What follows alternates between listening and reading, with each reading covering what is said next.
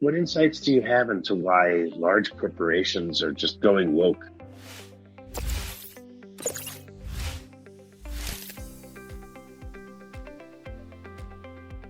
I mean, saying crazy things like capitalism is racist, but yet they have hundreds of millions of credit card fees that they've happily collected off of capitalism. What's with the mental state of these companies saying these crazy things? Well, they overestimate the power of the blue-haired people. And so they think that the blue-haired woke people are more dangerous than ISIS. And so we better placate them. Otherwise, they're going to come after us with some really mean Twitter mob. But I think a more scientifically minded explanation goes as follows. And I, by the way, go into all this in the parasitic mind. So I make the distinction between virtue signaling, which now many people have heard of, and costly signaling.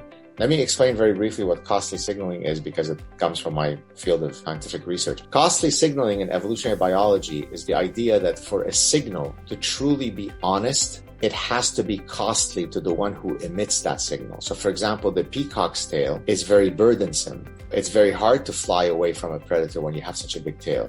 It's very conspicuous. The predator can easily see you with all of those iridescent, beautiful colors. So why would such a tail evolve? Because it doesn't make sense. It reduces the survivability of the peacock. What it evolves through sexual selection, because it serves as an honest signal of the phenotypic quality of the peacock. You follow? So it's basically an advertisement saying to the ladies, the peahens, hey ladies, if I am carrying such a costly, burdensome, extravagant tails and I'm still around, don't you think you should be picking me?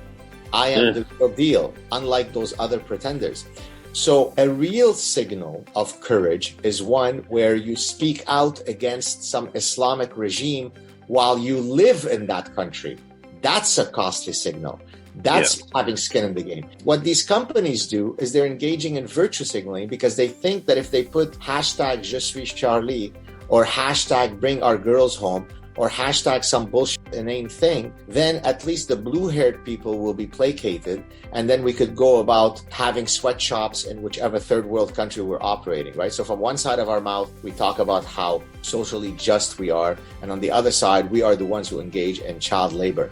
And so, regrettably, I'm going to translate it into English, there's an expression in Arabic that says getting drunk by simply smelling the cork of the wine bottle, meaning that you are so weak-minded that only smelling the cork of the wine bottle is enough to get you drunk. You don't even need to drink the wine to get drunk. That's how weak and pathetic you are. That's what those woke companies are doing. They think that consumers are so dumb that they will be drunk simply by smelling the cork of their virtue signals. Do you follow? Therefore, oh look, Nike is truly virtuous. They have hashtag BLM, Black Lives Matter. They must be woke. Therefore, I want to associate with them. So they are appealing to the lowest common denominators of imbeciles, where in reality, they are complete frauds.